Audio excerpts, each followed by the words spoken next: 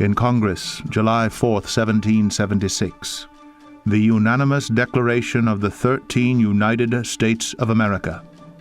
When in the course of human events it becomes necessary for one people to dissolve the political bands which have connected them with another,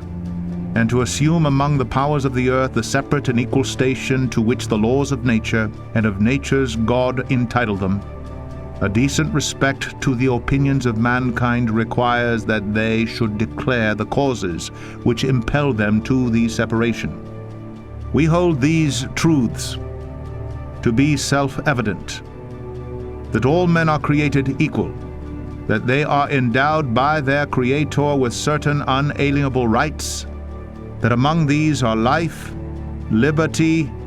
and the pursuit of happiness. That to secure these rights, governments are instituted among men deriving their just powers from the consent of the governed. That whenever any form of government becomes destructive of these ends, it is the right of the people to alter or to abolish it, and to institute new government, laying its foundation on such principles and organizing its powers in such forms as to them shall seem most likely to affect their safety and happiness. Prudence indeed will dictate that governments long established should not be changed for light and transient causes, and accordingly all experience hath shown that mankind are more disposed to suffer while evils are sufferable than to right themselves by abolishing the forms to which they are accustomed. But when a long train of abuses and usurpations pursuing invariably the same object evinces a design to reduce them under absolute despotism, it is their right, it is their duty to throw off such government and to provide new guards for their future security.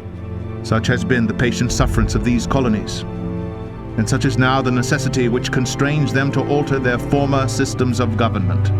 The history of the present King of Great Britain is a history of repeated injuries and usurpations, all having in direct object the establishment of an absolute tyranny over these states. To prove this, let facts be submitted to a candid world. He has refused his assent to laws, the most wholesome and necessary for the public good. He has forbidden his governors to pass laws of immediate and pressing importance, unless suspended in their operation till his assent should be obtained, and when so suspended, he has utterly neglected to attend to them. He has refused to pass other laws for the accommodation of large districts of people, unless those people would relinquish the right of representation in the legislature, a right inestimable to them and formidable to tyrants only. He has called together legislative bodies at places unusual, uncomfortable, and distant from the depository of their public records for the sole purpose of fatiguing them into compliance with his measures. He has dissolved representative houses repeatedly for opposing with manly firmness his invasions on the rights of the people. He has refused for a long time after such dissolutions to cause others to be elected, whereby the legislative powers, incapable of annihilation, have returned to the people at large for their exercise, the state remaining in the meantime exposed to all the dangers of invasion from without and convulsions within. He has endeavored to prevent the population of these states, for that purpose obstructing the laws of naturalization of foreigners, refusing to pass others to encourage their migrations hither, and raising the conditions of new appropriations of lands. He has obstructed the administration of justice by refusing his assent to laws for establishing judiciary powers.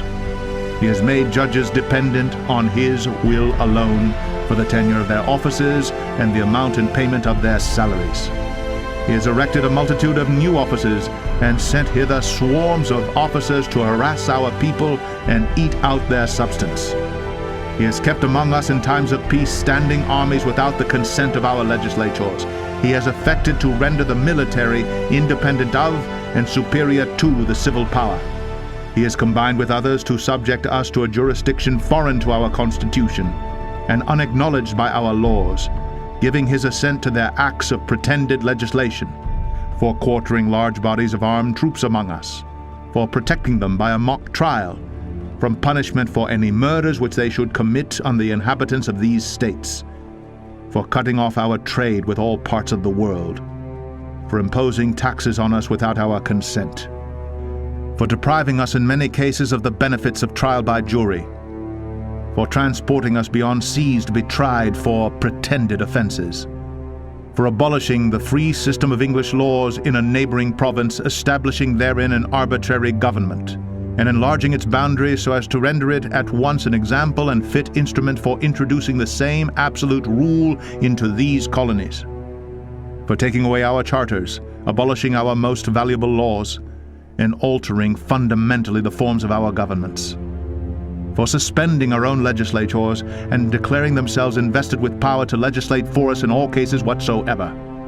He has abdicated government here by declaring us out of his protection and waging war against us. He has plundered our seas, ravaged our coasts, burnt our towns, and destroyed the lives of our people. He is at this time transporting large armies of foreign mercenaries to complete the works of death, desolation, and tyranny, already begun with circumstances of cruelty and perfidy scarcely paralleled in the most barbarous ages,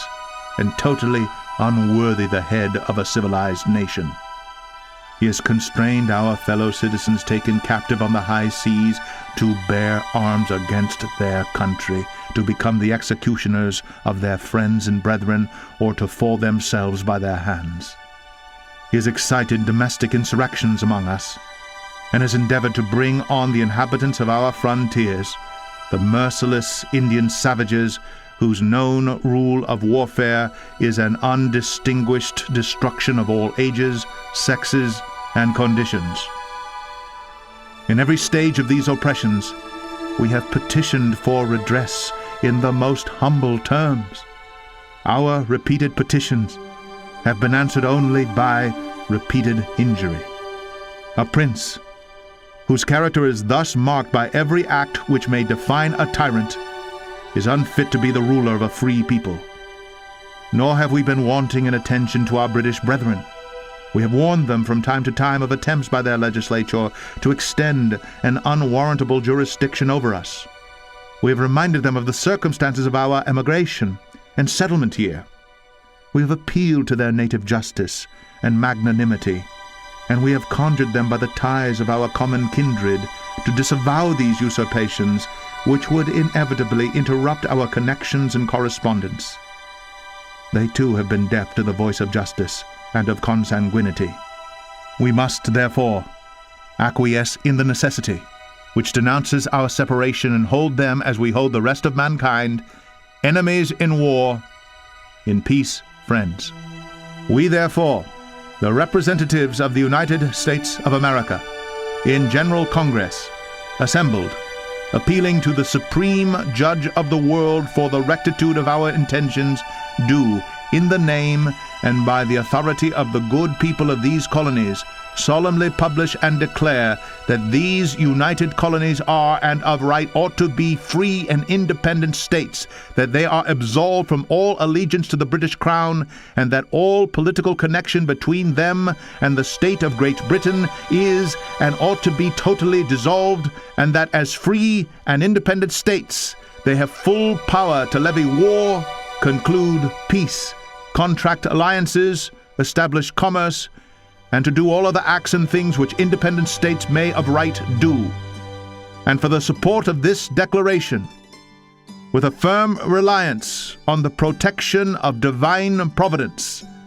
we mutually pledge to each other our lives, our fortunes, and our sacred honor.